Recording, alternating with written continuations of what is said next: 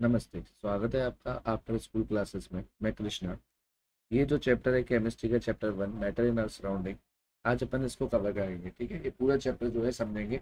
तो पहले की जैसा कि चैप्टर का नाम है मैटर इन आवर सराउंडिंग, तो यहाँ पे जो पहला वर्ड ही स्टार्ट हो रहा है वो है मैटर से। तो मैटर क्या चीज़ है, पहले तो उसके बारे में समझते हैं। तो मैटर के बारे में ये बोला जाता है कि जो भी दुनिया में ब्रह्मांड में जो भी कोई चीज़ है, चाहे कोई भी सॉलिड स्टेट में हो या कोई भी लिक्विड स्टेट में हो, चाहे कोल्ड ड्रिंक हो गई या वाटर हो गया, कुछ भी हो गया या कोई गैस हो गई, तो ये सब क्या है, मैटर है। क्यों मैटर है? क्योंकि इनके पास क्या है, पहले दो पॉइंट इसके बारे में है। पहला कि इनके पास क्या है, मास है। दूसरा, दे ऑक्यूपाई द स्पेस, ये जो है ना स्पेस लेते हैं। मैटर को क्या है, जगह चाहिए होती है। और मास उनका एक पर्टिकुलर होता है। मास क्या चीज़ है, एक ऐसी वैल्यू जो कि हर मैटर की कांस्टेंट होती है, कि वो कभी भी जगह टू जगह चेंज नहीं होगी। कि जैसे अर्थ पे जो है, अगर किसी का मास है लेट 10 kg, तो मून पे चले जाए तो भी 10 kg ही रहेगा, क्योंकि वो कांस्टेंट वैल्यू है। अच्छा, मून पे जाने पे हमारा क्या चेंज होता है, वेट चेंज होता है, मास नहीं। तो मास जो है ना, हर किसी सब्सटेंस के पास कोई एक छोटा सा कण भी होगा ना, डस्ट पार्टिकल, तो उसके पास भी कुछ मास होगा। अब वो भी कोई जगह ले रहा होगा, स्पेस ले रहा होगा। ठीक है।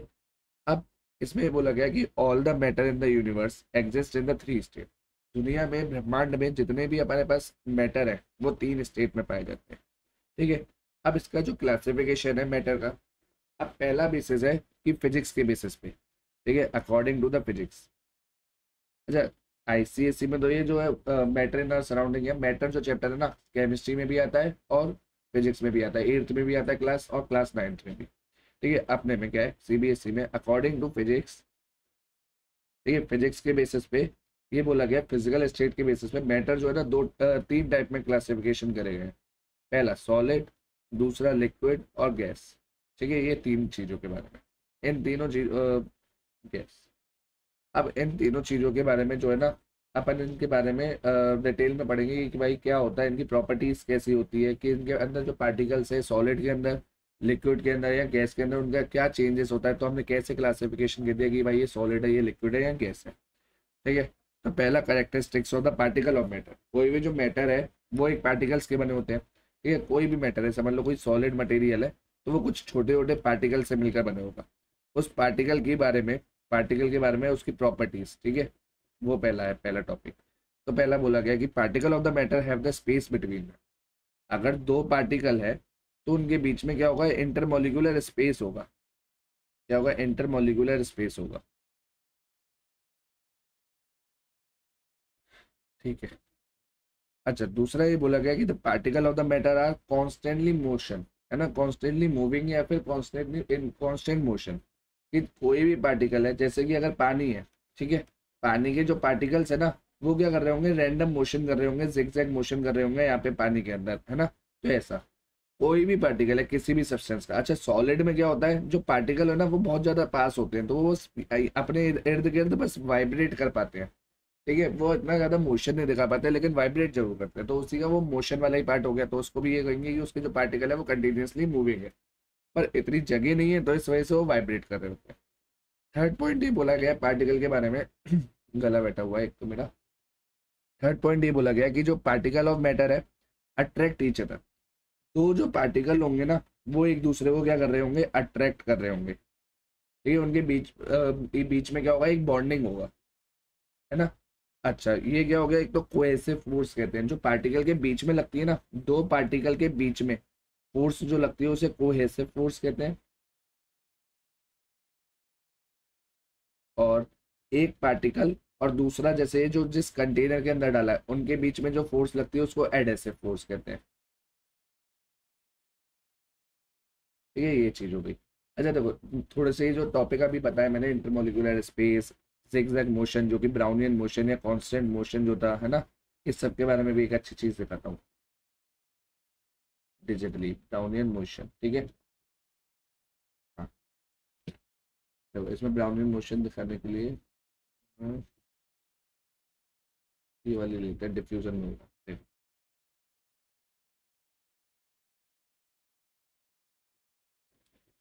अच्छा ये क्या है, यहाँ पे पार्टिकल्स जो है ना वो इधर जिगजैग जिगजैग मोशन करते ही जा रहे हैं, रुक ही नहीं रहे हैं, है ना। तो ये क्या है, इनका ब्राउनियन मोशन होते जा रहा है। अगर मैं पार्टिकल कम कर दूं तो ये हो गया, है ना। अच्छा, ये अगर मैं मास बढ़ा रहा हूँ, तो अच्छा इनकी मोशन जो है ना वो कम होते जाएगा, थोड़ा स्पीड कम होते जाएगा, थोड़ी भारी होती जाएंगी ना।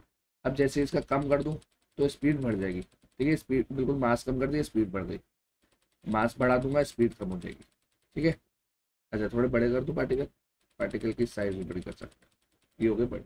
अच्छा इनिशियल टेम्परेचर, जैसे जैसे मैं टेम्परेचर बढ़ाऊंगा ना उनके अंदर रैपिड मोशन जो है ना वो तेज होते जाएगा। अच्छा ये फुल पे ही है, अगर मैं टेम्परेचर कम करूंगा तो मोशन कम होते जाएगा, बढ़ाऊंगा तो ये तेज हो जाएगा, समझे। अभी इससे रिलेटेड सब चीज़ें टॉपिक जो है कवर करूंगा, ठीक है। एक और कुछ अच्छे दिखाऊं, इसके अंदर एक और है, एक सेकेंड बस।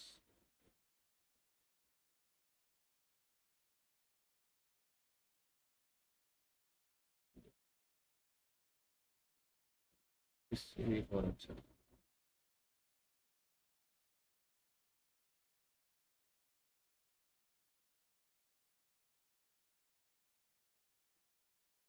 एक मॉलिक्यूल का टेम्परेचर बढ़ाने से उसका, चलिए गया,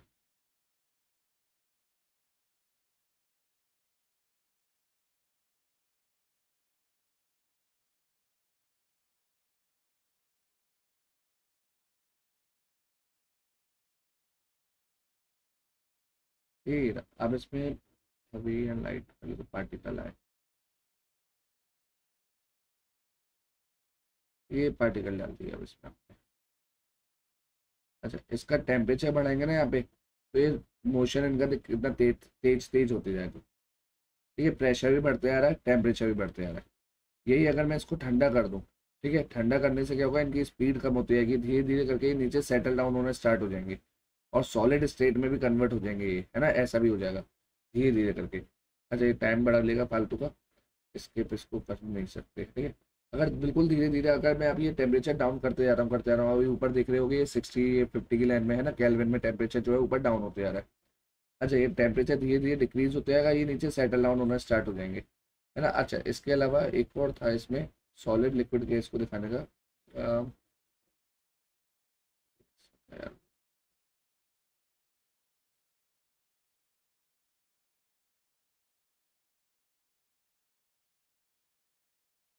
हाँ ये रहा, स्टेट ऑफ मैटर,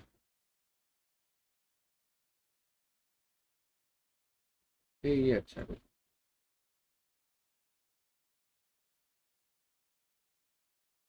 अच्छा ये सॉलिड स्टेट है, ठीक है। अब इसमें क्या है, देखो पार्टिकल जो है ना वो वाइब्रेट कर रहे हैं बस, लेकिन मैं जैसे जैसे टेम्परेचर बढ़ाते जाऊंगा मॉलिक्यूल दूर दूर होते जाएंगे, ठीक है। ये जैसे जैसे अब ये दूर होते जा रहे हैं, अब ये लिक्विड स्टेट में कन्वर्ट होगा एक तरीके से ही मान लो, ठीक है। यहाँ पे चाहिए ग्राफ में रेड डॉट है ना ये वाली, यहाँ पे ये देखो ये लिक्विड स्टेट पे आ गई है अभी, ये जो ब्लैक डॉट थी यहाँ से लिक्विड स्टेट चालू हो गया, और दूसरे वाले ब्लैक डॉट पे गैस स्टेज आ जाएगी। लेकिन इस पहले वाले से पहले जो था सॉलिड स्टेट था, देखो वापस लाता हूँ, ठीक है। पहले अब ये देखो रेड डॉट नीचे जाते जा रही है ग्राफ में, अभी आ गई ब्लैक डॉट पे। अब यहाँ पे जो था सॉलिड स्टेज था, मतलब अभी ये सॉलिड स्टेट में कन्वर्ट हो गई वापस से, ठीक है। अब ये मैंने वापस से हीट करा, मॉलिक्यूल दूर दूर जाएंगे, अब ये लिक्विड स्टेट में कन्वर्ट होना स्टार्ट हो गई, और बढ़ाते जाऊंगा पूरा लिक्विड में कन्वर्ट हो जाएगा, और अभी टेम्परेचर बढ़ाते जाऊंगा धीरे धीरे, तो धीरे धीरे वो क्या हो जाएंगे, बहुत ज़्यादा दूर दूर हो जाएंगे, इनके फोर्स ऑफ अट्रैक्शन कम होते जाएगा, और ये गैसेस में कन्वर्ट हो जाएंगे, ठीक है, ये गैसेस में कन्वर्ट हो गए, ठीक है। अभी इस सब के बारे में समझेंगे भी। समझ में आ गया ना क्या था ये ब्राउनियन मोशन, समझ में आया ना, वो जिगजैग मोशन करते जा रहे थे अपनी एक जगह पे ही, ठीक है।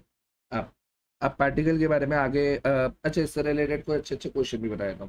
पहला क्वेश्चन है ऐसे, which of the following are matter, क्या क्या मैटर है, chair, air, love, smell, heat, almonds, ये सब चीज़ों में से। जैसे कि चेयर है तो वो तो मटेरियल है, ठीक है, चेयर मटेरियल हो गया, तो ये तो मैटर होगा। लेकिन जैसे कि लव हो गया, फीलिंग्स जो हो गई ना, हेट हो गया, इस है ना, और ये सब क्या है, ये हमारा क्या है, फीलिंग्स है, ये मैटर नहीं है, ठीक है ना। अच्छा बाकी give reason for the following observation.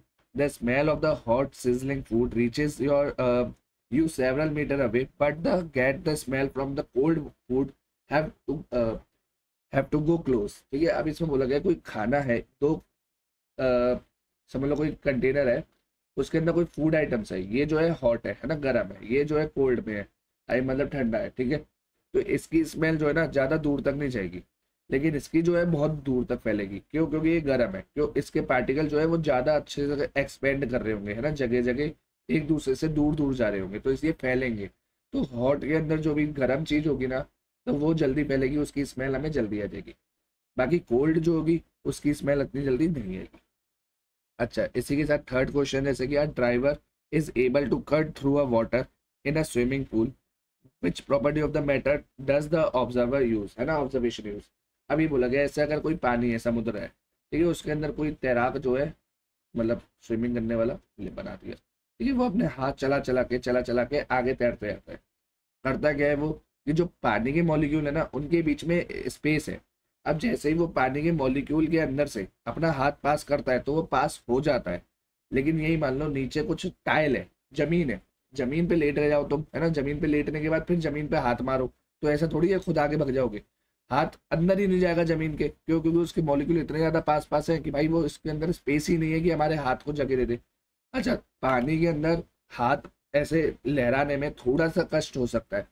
बाकी हवा के अंदर तो कितना भी हवा अपने हाथ को लहरा लो, तो उसमें क्या है, फटाफट फटाफट हो जाएगा। वहां पे क्या है, फोर्स ऑफ अट्रैक्शन बहुत ज्यादा लेस है, तो इसलिए हमारा हाथ जो है हवा में इधर उधर तैर लेता है, या जो भी है। यही समझ लो कि यही समझ लो कि जैसे अगर पानी है, पूरा पानी के अंदर तुम पड़े हुए हो, है ना, पूल के अंदर पूरा पूरा फुल डूबे हुए हो, तो उसके अंदर पार करना हो एक जगह से दूसरी जगह जाना चल के भी बहुत ज्यादा टफ हो जाएगा। यही हम एटमॉस्फेयर में, एयर में है, तो वहां पे क्या है, एक जगह से दूसरी जगह आराम से निकल लेते हैं अपन, है ना। ठीक है। What are the characteristics of the particle of the matter, particle of matter की क्या क्या कैरेक्टरिस्टिक्स है उसके बारे में। ठीक है, ये तो अपन ने सारे डिस्कस कर दिया कि उनके बीच में क्या है, स्पेस रहता है। पार्टिकल के बीच में पहला पॉइंट था, स्पेस रहता है। अच्छा, दूसरा पॉइंट था कि वो कंटिन्यूसली मूविंग रहते हैं, मतलब ब्राउनियन मोशन कर रहे होते हैं, ब्राउनियन मोशन कर रहे होते हैं।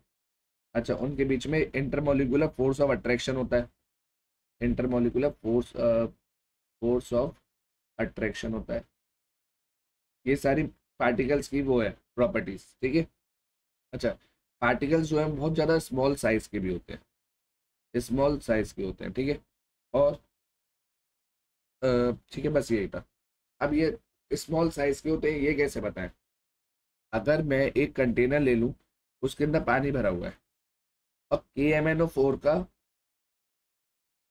जो कि एक पर्पल कलर का एक ऐसा मॉलिक्यूल डाल दिया इसके अंदर, वो धीरे धीरे डिफ्यूज होके पूरे पानी को पर्पल कर देगा। ठीक है, पूरा पानी पर्पल कलर का हो गया। अब ये जो पर्पल पानी है ना, ऐसे ही मैंने साफ और पानी के वो ले लिए कंटेनर, ये सारे साफ पानी के हैं। ये इनके अंदर पानी भी डाल दिया, ये लो, खाली की हुए पानी भी डाल दिया। अब इसमें से एक चम्मच लेकर इसके अंदर डाल दिया, तो ये जो है ना लाइट पर्पल कलर का हो गया, लाइट पर्पल।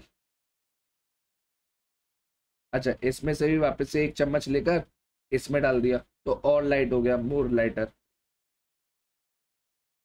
और इसमें से फिर एक चम्मच लेकर फिर इसमें डाल दिया, और लाइट हो जाएगा, है ना। धीरे धीरे इसका जो कलर है वो कम होते होते इधर मैं अगर डालूंगा तो इधर बिल्कुल बहुत न के बराबर हो जाएगा, लेकिन कलर तो होगा पर्पल।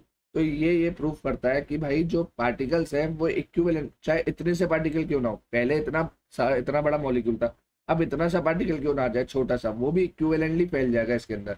तो मतलब यहाँ पे इतने छोटे छोटे साइज होते हैं पार्टिकल के कि वो पूरा इक्विवेलेंटली फैल जाते हैं, ठीक है। अच्छा, स्टेट ऑफ मैटर कौन कौन सी थी, सॉलिड, लिक्विड और गैस अपनी। अच्छा, उसके बारे में कि भी सॉलिड के बारे में बोला जाए तो सॉलिड की क्या है, एक डेफिनेट फिक्स शेप रहती है, फिक्स्ड शेप होती है। क्यों? क्योंकि उसके जो पार्टिकल है उनका फोर्स ऑफ अट्रैक्शन ज्यादा होता है ना, उनके फोर्स ऑफ अट्रैक्शन ज्यादा होता है, मॉलिक्यूल रैंडम मोशन कम कर रहे होते हैं, वाइब्रेशन कर रहे होते हैं, क्योंकि फोर्स ऑफ अट्रैक्शन ज्यादा होता है, ठीक है। अच्छा, उसके अलावा लिक्विड के बारे में, लिक्विड का क्या है, शेप फिक्स नहीं रहता, है ना, इज नॉट फिक्स। बाकी ब्राउनियन मोशन, इसके पानी के मॉलिक्यूल zigzag मोशन कर रहे होते हैं, ठीक है। और अब इसका चाहिए फ्लूइडिटी वाली प्रॉपर्टी भी रखता है। जो सॉलिड होते हैं वो तो फ्लो नहीं हो सकते, कि अगर कोई मजबूत कोई पार्टिकल है, पत्थर है, तो उसको जमीन पर रखा तो वो ऐसा बिखर गया जमीन पे, ऐसा तो होगा नहीं। जो जिस शेप में रखा है उसी शेप में रहेगा। ऐसा नहीं है कि भाई वो थोड़ी देर के लिए रखा रहा, धूप में पड़ा रहा, पत्थर पिघल के पानी बन गया, ऐसे थोड़ी है। पत्थर तो पत्थर रहेगा, सॉलिड तो सॉलिड रहेगा। यही अगर लिक्विड है तो वो क्या है, धीरे धीरे जमीन पे बिखरते जाएगा, फैल जाएगा, और फिर तो बाद में इवेपोरेट भी हो जाता है, वो अलग बात है, ठीक है, उसको छोड़ो। बाकी गैस है, यही अगर अगरबत्ती है, अगरबत्ती की तिल्ली को ऐसे जला दें, है ना, कहीं पे भी जला दें अपने रूम में, तो वो रूम के अंदर इक्विवेलेंटली उसके पार्टिकल जो है वो फैल जाएंगे। ठीक है, तो गैस जो है वो अच्छी खासी फ्लो करती है, बहुत जल्दी फ्लो करती है। लिक्विड थोड़ा कम करता है, सॉलिड करता ही नहीं है फ्लो। तो ये जो है ना फ्लूडिटी वाली कहानी, ये सॉलिड में तो नहीं होती, इन दोनों में होती है, लिक्विड और गैस में, है ना। बाकी उसके बाद सॉलिड लिक्विड गैस का ये हो गया। अच्छा, बाकी पार्टिकल का स्पेस सॉलिड में बहुत न के बराबर होगा, नेग्लिजिबल होता है space between the particle, negligible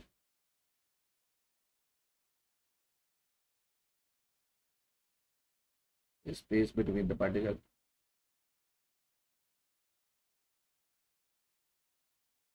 ये सॉलिड का है। अच्छा, बाकी इसमें क्या है, थोड़ा सा स्पेस रहता है, और इसके अंदर लिक्विड से भी ज्यादा स्पेस रहता है। अब ये पॉइंट कैसे लिखेंगे स्पेस के बारे में, इस सॉलिड के बारे में बोला जाएगा नेग्लिजिबल स्पेस, है ना। लिक्विड में बोला जाएगा तो space more than the solid और less than the gas. Gas में बोला जाएगा space, intermolecular space is more than the liquid particle, molecule of the liquid, है ना, ऐसा। तो भाई ऐसा एक दूसरे से कंपेयर करके बताएंगे उनके बारे में, ठीक है। अच्छा, बाकी कुछ टर्म्स रिलेटेड टू इस चैप्टर के, है ना, क्या क्या चीजें आ जाती है। पहला एक आता है वर्ड रिजिडिटी। रिजिडिटी मतलब कि मजबूती। जैसे सॉलिड होता है वो ज्यादा रिजिड होते हैं, मतलब वो अपनी शेप को चेंज होने ना दे। ऐसी कोई सब्सटेंस जो अपनी शेप को चेंज ना होने दे या अपनी शेप को मेंटेन करके रखे, रिटेन करके रखे, उस प्रॉपर्टी को उसकी रिजिडिटी कहा जाता है। ठीक है, तो सॉलिड की रिजिडिटी बहुत ही अच्छी है। लिक्विड इतना ज्यादा रिजिड नहीं है, गैस तो बिल्कुल ही नहीं है, है ना, उसको तो कहीं पे भी डालो वो उस जगह ले लेता है। Compressibility,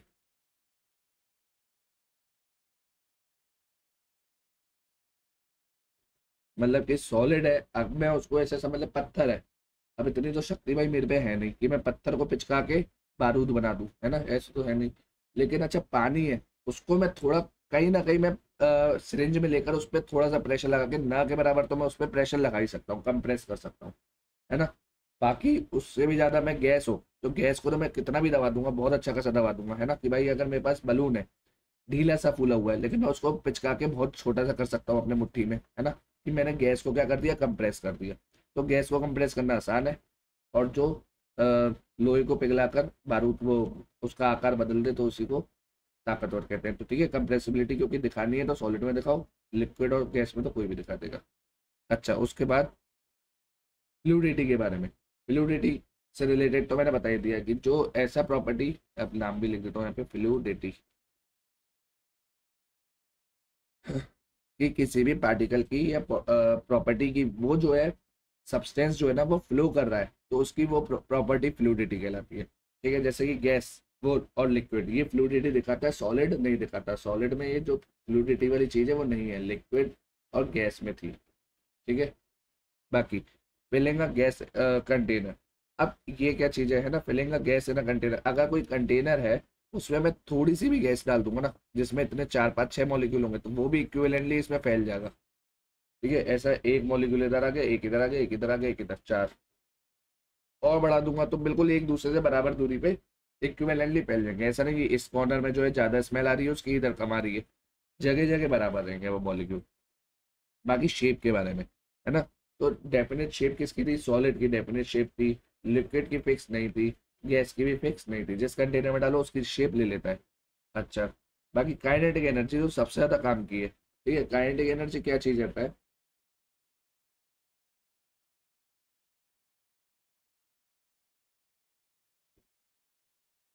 the energy possessed by the body due to its motion, ठीक है, due to its motion is called kinetic energy. अपना मोशन की वजह से किसी भी पार्टिकल के अंदर जो एनर्जी होती है वो काइनेटिक एनर्जी कहलाती है। कि जैसे अगर ये कंटेनर है, उसके अंदर जो पार्टिकल है वो रैंडम मोशन कर रहा होता है, अब उस मोशन की वजह से जो उसके अंदर एनर्जी है ना वो उसकी काइनेटिक एनर्जी कहलाएगी। तो अगर मैं हीट करता हूँ ना, किसी को भी टेम्परेचर बढ़ाता हूँ ना, तो टेम्परेचर इंक्रीज करने से मेरा क्या होता है, काइनेटिक एनर्जी इंक्रीज होती है। और काइनेटिक एनर्जी इंक्रीज होगी ना तो उसकी वजह से क्या होगा, इंटरमोलिकुलर स्पेस बढ़ेगा, इंटरमोलिकुलर स्पेस बढ़ेगा। ठीक है, जैसे जैसे मैंने टेम्परेचर बढ़ाया, काइनेटिक एनर्जी बढ़ गई, काइनेटिक एनर्जी बढ़ने से इंटरमोलिकुलर स्पेस बढ़ गया। और ये बढ़ा क्यों? क्योंकि इंटरमोलिकुलर फोर्स ऑफ अट्रैक्शन जो होता है ना, इंटरमोलिकुलर फोर्स ऑफ अट्रैक्शन, वो डिक्रीज हो रहा था, वो डिक्रीज हो रहा था, ठीक है। ऐसा तो टेम्परेचर बढ़ाने से काइनेटिक एनर्जी बढ़ेगी, उसकी वजह से इंटरमोलिकुलर स्पेस बढ़ेगा और इंटरमोलिकुलर फोर्स ऑफ अट्रैक्शन कम होते जाएगा। ठीक है, देखिए इसका भी मैं एग्जांपल दिखाता हूँ। अब इधर जो था, ठीक है, पहले तो इसको वापस ठंडा कर देते हैं, थोड़ा पार्टिकल पास पास आ जाए। इसलिए अच्छा इसमें स्टेट ले लेते हैं, ठीक है, ये सॉलिड है ना। अब क्या है, ये पार्टिकल बहुत पास पास है। जैसे जैसे मैं टेम्परेचर बढ़ा रहा हूँ, उसकी काइनेटिक एनर्जी बढ़ती जाएगी। काइनेटिक एनर्जी बढ़ने के बाद क्या होगा, धीरे धीरे फोर्स ऑफ अट्रैक्शन कम होते जाएगा और इंटरमोलिकुलर स्पेस बढ़ते जा रहा है, ठीक है। फोर्स ऑफ अट्रैक्शन यहाँ पे कम हो गया है और इंटरमोलिकुलर स्पेस बढ़ते जा रहा है। और बढ़ा दूंगा अभी धीरे धीरे, तो और दूर जाते जाएंगे, जाते जाएंगे, जाते जाएंगे, जो भी है फैल जाएंगे। ये नियॉन गैस था, वाटर गैस भी ले सकते हैं इसके अंदर। अच्छा, सॉलिड वापस लाए, सॉलिड सॉलिड। अच्छा, सॉलिड में थोड़ा इंटरमोलिकुलर स्पेस देखो थोड़ा ज़्यादा है। अब टेम्परेचर बढ़ाने से पास आ गया, ये बहुत अच्छी चीज़ है इसके अंदर, है ना, ये बहुत अच्छी चीज़ है क्योंकि ये बिल्कुल कॉन्सेप्ट से रिलेटेड है। ये एक चीज़ बताता हूँ इससे रिलेटेड। वैसे हर किसी का, हर मॉलिक्यूल का, है ना, टेम्परेचर बढ़ाने से काइनेटिक एनर्जी बढ़ जाती है और इंटरमोलिकुलर जो स्पेस है, इंटरमोलिकुलर स्पेस वो बढ़ जाता है और इंटरमोलिकुलर फोर्स ऑफ अट्रैक्शन जो होता है ना, वो कम हो जाता है। लेकिन एक्सेप्शन है पानी में। पानी में क्या एक्सेप्शन है कि अगर 0 से 4 डिग्री ले जाओ ना, तो पार्टिकल थोड़ा कंप्रेस हो जाता है टेम्परेचर बढ़ाने से। यहाँ पे टेम्परेचर बढ़ाने से वैसे क्या हो रहा था, एक्सपेंड कर रहा था, एक्सपेंड कर रहा था, यहाँ पे दूर दूर जा रहे थे, स्पेस बढ़ रहा था। लेकिन यहाँ पे क्या हो रहा है, पास आ जाएंगे, थोड़ा सा कंप्रेस हो जाएंगे। लेकिन 4 से 0 की डिग्री की तरफ लाओगे ना, तो क्या होगा, थोड़ा सा एक्सपेंड कर जाएगा। ये एक एक्सेप्शन है। ये अगर मैं कांच की बोतल लूं, ठीक है, उसके अंदर पानी भर दूं टनाटन फुल करके और ढक्कन लगा दूं और फ्रीजर में रख दूं पानी डाल के, है ना, तो क्या होगा, स्पेस बिल्कुल नहीं है, थोड़ी सी भी नहीं है। लेकिन अब मैं फ्रीजर में रख दिया, 0 डिग्री पे टेम्परेचर चलेगा, तो क्या होगा, एक्सपेंड कर देगा पानी। और उसकी वजह से क्या होगा, कांच की बोतल पे जो है ना क्रैक आ जाएगा और कांच की बोतल टूट जाएगी। ठीक है, तो इससे पानी के लिए एक्सेप्शन है ये, ठीक है। तो अब हुआ क्या यहाँ पे, पहले जब ठंडा करा, बिल्कुल आइस हो गया 0 डिग्री पे, ठीक है, आइस हो गया 0 डिग्री पे, सॉलिड हो गया, थोड़ा एक्सपेंडेड फॉर्म में। लेकिन टेम्परेचर बढ़ाते ही क्या होगा, थोड़ा सा कंप्रेस करेगा पहले, ठीक है, पहले कंप्रेस करेगा। अच्छा, थोड़ा कंप्रेस कर गया। अब ये कंप्रेस करने के बाद अब मैं हीट बढ़ाऊंगा ना 4 डिग्री तक, तो ये कंप्रेस कर गया। अब उसके बाद क्या होगा, अब ये एक्सपेंड करना वापस से स्टार्ट हो जाएगा, ठीक है। आवाज को ज्यादा ध्यान मत देना, है ना, आवाज तो अभी मेरी गला खराब है, बाद में सही भी हो जाएगी। पढ़ाई पे अपना ध्यान देना। अच्छा देख, अब ये टेम्परेचर बढ़ते आ रहा है, मॉलिक्यूल अब दूर जाते हैं, कैसे हैं मॉलिक्यूल, लट्टू की तरह घूम रहे हैं। अच्छा, मॉलिक्यूल भी पता है इन्होंने बहुत ध्यान से बनाया है, बहुत अच्छी चीज बनाई है, देख ये कैसा घूम रहा है लट्टू की तरह, मच्छर सा बिल्कुल, है ना। मॉलिक्यूल भी इन्होंने क्या करा है, एक रेड रेड कलर का गोला लिया है और दो सफेद कलर के, क्योंकि इसमें होता क्या है, एक अपना ऑक्सीजन रहता है और दो हाइड्रोजन होते हैं, तो सफेद वाले हाइड्रोजन है, रेड वाला ऑक्सीजन है। ठीक है, देखा, अब ये बहुत एक्सपेंड कर गया है अच्छा खासा। ठीक है, बिल्कुल दूर दूर चले गए मॉलिक्यूल, गैस में भी बदल गए होंगे अब ये, ऐसा मान ले। ठीक है, तो कितना अच्छा प्रेजेंटेशन है, ठीक है। चल ठीक है, liquid stage, gas stage, solid stage, ठीक है, सबका ये भी दिखा दिया। अच्छा, है ना। अब इसमें होता क्या है, देख H2O, दो एच होते हैं, तो इन्होंने क्या करा, एक ऑक्सीजन को इधर ले लिया, दो हाइड्रोजन को इधर लगा दिए, दो हाइड्रोजन और एक ऑक्सीजन। ठीक है, ऐसा करके प्रेजेंटेशन दिया था, 1 2 3, ऐसा लट्टू बनाया हुआ था उन्होंने। अच्छा, a gas filled completely the vessel in which it is kept। ठीक है, कि जिस वेसल में डालो ना गैस को, उसमें उसका जगह भर लेती है वो, है ना। तो एक गिव रीजन टाइप क्वेश्चन आ सकते हैं इसके, ठीक है। अब पहला वाला जैसा अभी ये मैंने क्वेश्चन बोला था, तो इसमें ये आंसर क्या आएगा, there is a little attraction between the force of gas particle of the gas, है ना। जो पार्टिकल्स होते हैं ना गैस के, उनके बीच में फोर्स ऑफ अट्रैक्शन बहुत कम होता है। तो वो क्या है, एक दूसरे से रैंडम मोशन उनका बढ़ जाता है, ब्राउनियन मोशन इंक्रीज हो जाता है। अब ब्राउनियन मोशन इंक्रीज होने की वजह से पार्टिकल एक दूसरे से बहुत दूर दूर चले जाते हैं और जो वेसल है उसको कम्प्लीटली फुल फिल कर देते हैं, ठीक है। बाकी अच्छा, अब वेपराइजेशन और बहुत सारी प्रोसेस के बारे में देख लेते हैं।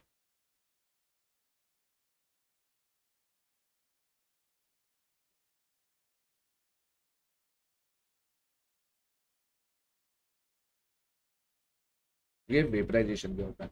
लिक्विड का हीट करने से, लिक्विड को हीट करने से गैस में बदल जाना, उसको वेपराइजेशन कहते हैं। अच्छा एक चीज और बताऊं, गैस में भी, नॉर्मल एक गैस और वाटर वेपर में भी डिफरेंस क्या होता है? गैस और वाटर वेपर में ये डिफरेंस ये होता है कि वाटर जो है ना, वो हीट होगी तो वाटर वेपर बनाएगी, और नॉर्मल जो जैसे H2 हो गया, O2 हो गया, तो ये जो है ना, ये सब गैसेस में आएगी। या फिर हम कह सकते हैं जो रूम टेम्परेचर पे जो गैस की फॉर्म में रहेगा, उसे हम गैस कहेंगे। और बाकी जो रूम टेम्परेचर पे लिक्विड की फॉर्म में होगा, उसको हीट करने से, बॉईल करने पे, बॉइलिंग पॉइंट पे जाकर अपना वाटर वेपर्स में कन्वर्ट होगा या गैस में कन्वर्ट होगा, उसको वाटर वेपर कहते हैं। ठीक है, ये चीज थी। अब वेपराइजेशन क्या होता है? बस लिक्विड का हीट करने से गैसेस में बदल जाना या वेपर में बदल जाना, उसे अपन क्या कहेंगे? वेपराइजेशन कहेंगे। ठीक है। अब ये अच्छा, वेपर जो वेपराइजेशन भी जो है, इवेपोरेशन भी हो सकता है, बॉइलिंग की वजह से भी हो सकता है। इवेपोरेशन और बॉइलिंग में भी थोड़ा सा अंतर है। बॉइलिंग एक फिक्स पॉइंट पे होता है, कि जैसे पानी के लिए 100 डिग्री पे होगा, डिग्री सेल्सियस पे। बाकी इवेपोरेशन का कोई फिक्स पॉइंट नहीं है, एनी टेम्परेचर, किसी भी टेम्परेचर पे हो जाता है ना। अच्छा, बाकी जैसे कि अच्छा, एवेपोरेशन के कुछ फैक्टर्स होते हैं, किस पे डिपेंड करता है कि भाई जैसे सरफेस एरिया बढ़ते जाएगा, जितना ज़्यादा सरफेस एरिया उतना ज़्यादा एब्जॉर्प्शन, जितनी कम ह्यूमिडिटी उतना ज़्यादा एब्जॉर्प्शन। ठीक है, एब्जॉर्प्शन ज़्यादा। अच्छा, जितना टेम्परेचर ज़्यादा उतना एवेपोरेशन, सॉरी एब्जॉर्प्शन ज़्यादा, एवेपोरेशन ज़्यादा। ठीक है, ऐसा टेम्परेचर पे डायरेक्टली प्रोपोर्शनल, ह्यूमिडिटी पे इनवर्सली प्रोपोर्शनल, सरफेस एरिया पे डायरेक्टली प्रोपोर्शनल, सरफेस एरिया बढ़ेगा तो एवेपोरेशन बढ़ेगा। ठीक है, तो ऐसा ऐसे 5 फैक्टर होते हैं टोटल वैसे। ठीक है, बाकी एक बार सर्च करना क्या क्या है। और ये हो गया, ह्यूमिडिटी हो गया, टेम्परेचर हो गया, सरफेस एरिया हो गया, और वैसे तो बस इतना ही है, 4 होंगे ज़्यादा ज़्यादा। फिर देख लेना, कुछ रह रहा होगा एक आध तो, है ना। बाकी बॉइलिंग पॉइंट हो गया। कंडेंसेशन क्या होगा? कंडेंसेशन में क्या आएगा? गैस का लिक्विड में बदलना बाय कूलिंग प्रोसेस। ठीक है, ये जो है कंडेंसेशन कहते हैं इसको। ठीक है, और फ्रीजिंग, फ्रीजिंग में क्या होगा? ये तो सब इजी वाले टर्म्स है वैसे। लिक्विड का सॉलिड में बदलना कूलिंग करने से। ठीक है, वो क्या होगा? फ्रीजिंग पॉइंट पे, एक पर्टिकुलर फ्रीजिंग पॉइंट होता है, उसे तो है ना कहते हैं। पानी के लिए 0 डिग्री सेल्सियस, तो वो क्या है? सॉलिड में बदल जाएगा। मेल्टिंग मतलब फ्यूजन, मेल्टिंग को फ्यूजन भी कहते हैं,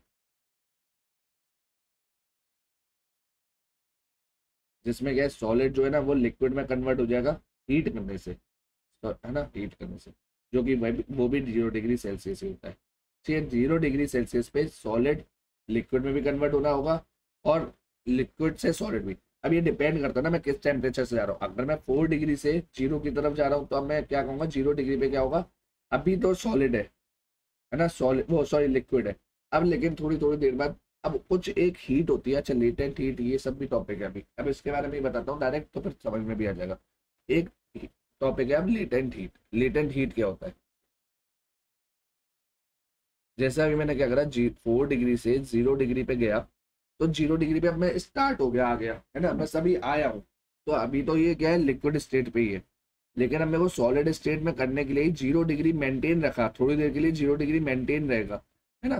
तब तक जो हीट दूंगा, जब तक जो हीट दूंगा, नहीं सॉरी, हीट लूंगा इसमें से, एब्जॉर्ब करूंगा, क्योंकि कूलिंग करना है ना, हीट निकालूंगा इसके अंदर से। तो इसमें जो हीट निकालूंगा, एब्जॉर्ब करूंगा, तो उसको क्या कहेंगे? हम उसकी लेटेंट हीट कहेंगे। उस लेटेंट हीट पे क्या होगा? इसका 1 डिग्री भी सेल्सियस जो है इंक्रीज होगा, 1 डिग्री भी जो है सेल्सियस इंक्रीज नहीं होगा। ठीक है, जो टेम्परेचर था वही टेम्परेचर मेंटेन रहेगा, बस स्टेट चेंज हो जाएगा, लिक्विड से सॉलिड हो जाएगा।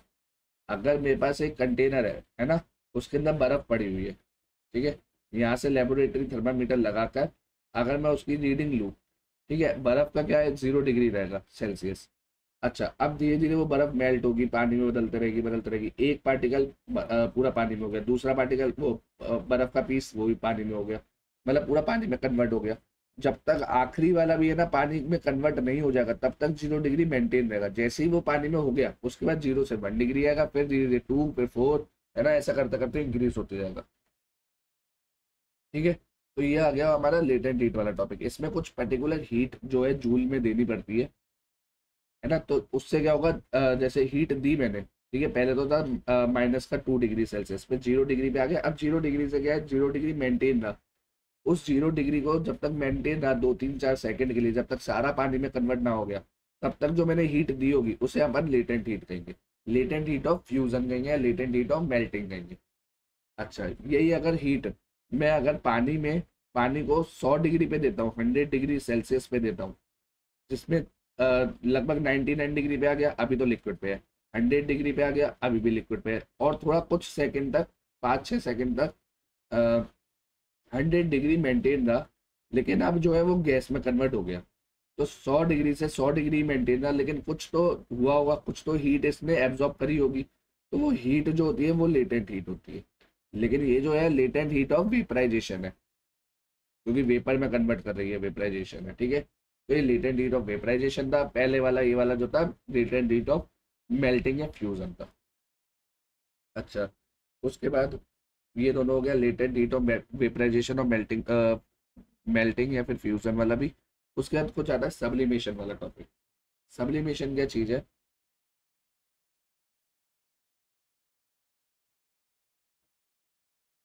जैसे कोई अगर कैंपर कैंपर है ना,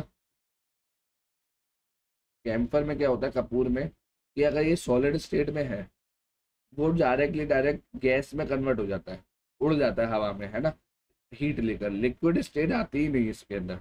जिसमें लिक्विड स्टेट आई नहीं, सॉलिड डायरेक्टली गैस में कन्वर्ट हो जाए तो इसे सब्लिमेशन कहते हैं।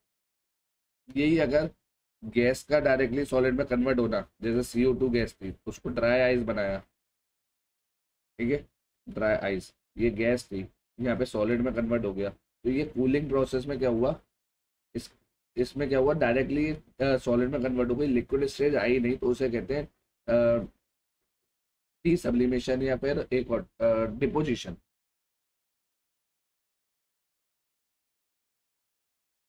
ठीक है, डिपोजिशन या डी सब्लिमेशन होता है, ये एक बार नाम पर भी चेक कर लेना डिपोजिशन के बारे में। नहीं, यही था कि नहीं, डिपोजिशन ही होता है वैसे तो। अच्छा, उसके बाद हमारा हो गया ये सब टॉपिक कवर हो गए। अब कुछ इससे रिलेटेड अच्छा न्यूमेरिकल्स वगैरह भी आ जाते हैं। ठीक है, अगर जैसे न्यूमेरिकल्स में टेम्परेचर से रिलेटेड न्यूमेरिकल्स देख लेता हूँ। ठीक है, जैसे केल्विन, सेल्सियस, है ना, पहले लिख लेता हूँ, टेम्परेचर रिलेटेड न्यूमेरिकल।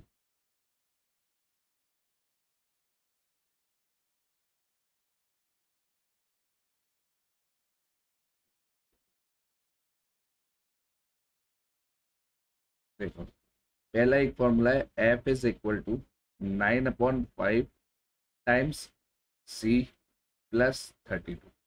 ये तो हो गया इन दोनों का कन्वर्जन। बाकी अच्छा, केल्विन वगैरह के लिए क्या होता है, 0 डिग्री सेल्सियस पे 273 केल्विन। ठीक है, तो मतलब ये फॉर्मूला बन गया ये वाला, Kelvin = Celsius + 273। ठीक है, ये बस दो फॉर्मूले हैं, उससे सब कुछ काम हो जाएगा। ठीक है, अब काम कैसे होगा, उससे रिलेटेड क्वेश्चन बताता हूँ।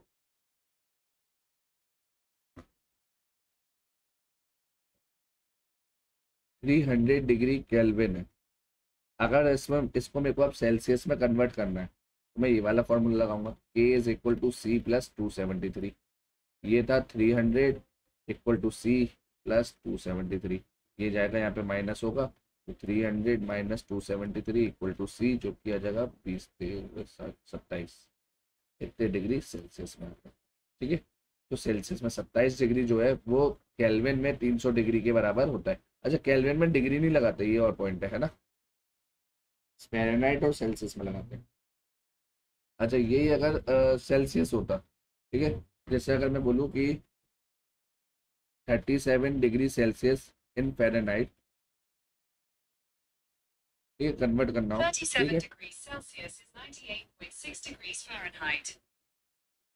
ये लगभग कितना रहेगा, ये 98.6 डिग्री। ठीक है, ये लगभग मैंने निकाल दिया अभी। 37 डिग्री सेल्सियस में कितने फ़ारेनहाइट होता है ये मैंने कैलकुलेट कर लिया अभी गूगल से निकाल के फटाफट। ठीक है, अब मैं इसको वैल्यू निकाल के बताता हूँ इसकी। F is equal to 9/5, F is equal to 9/5 Celsius plus 320। अब मैं वैल्यू निकाल के दिखाता हूँ एग्जैक्ट कितने आ जाएगा। बाकी 9/5 इंटू सेल्सियस में 37 प्लस 32, पहले मल्टीप्लाई वाला करेंगे पार्ट, यहाँ से हो जाएगा 937 इंटू 9 इतना 63, 9 3 जा 27 प्लस 6, 27 प्लस 6 33, 333/5 प्लस 32। ठीक है, यहाँ से आ जाएगा ये 6 जा 30, फिर से 6 जा 30, बचा फिर से 3.666 ऐसे चलते जाएगा 32।